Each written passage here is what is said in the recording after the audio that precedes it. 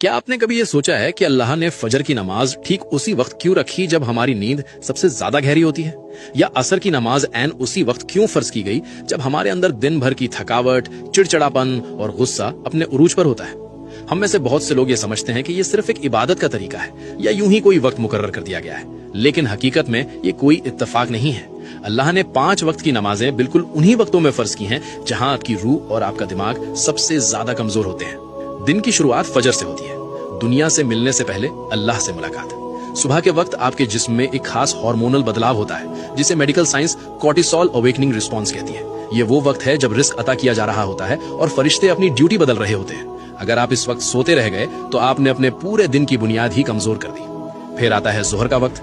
दिन के बीच में जब आप काम कर रहे होते हैं तो आपके जिस्म का एनर्जी लेवल गिरने लगता है, फोकस खत्म हो जाता है, दिमाग थकने लगता है और इंसान गलत फैसले करने लगता है। जोहर की नमाज आपके दिमाग के लिए अल्लाह की तरफ से एक परफेक्ट न्यूरोलॉजिकल रीसेट है। ये आपके दिमागी बोझ को खत्म करके आपकी तवज्जो को दोबारा बैलेंस करती है।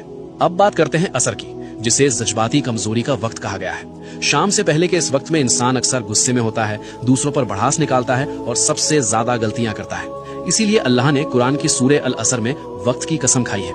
असर की नमाज एक हिफाजती रुकावट है जो आपको जज्बाती तौर पर टूटने से बचाती है।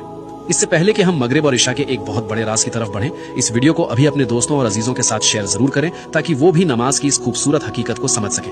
मगरिब, बदलते हुए लम्हों का वक्त। जब सूरज गुरूब होता है तो आपका दिमाग दिन की रफ्तार से निकलकर आराम की तरफ जाने लगता है। ये एक ऐसा ट्रांजिशन का वक्त है जिसके बारे में हमारे प्यारे नबी हजरत मोहम्मद सल्लल्लाहु अलैहि खास तौर पर तंबीह फरमाई है। जब रात दाखिल होती है तो गैब की मखलूक ज्यादा एक्टिव हो जाती है।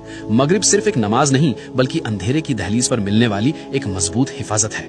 और आखिर में इशा, अंदर की दुनिया की हिफाजत। जब अंधेरा छा जाता है तो इंसान के अंदर ओवर थिंकिंग बढ़ने लगती है, दिल पर एक अजीब सा जज्बाती बोझ महसूस होता है। इस्लाम में नींद को एक छोटी मौत कहा गया है जहां आपकी रूह कब्ज की जाती है।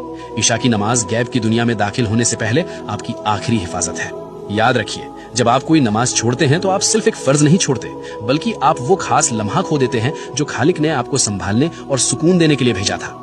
या अल्लाह हम सबको और हमारी नस्लों को 5 वक्त की नमाज कायम करने वाला बना दे। कमेंट्स में एक बार दिल से आमीन जरूर लिखें।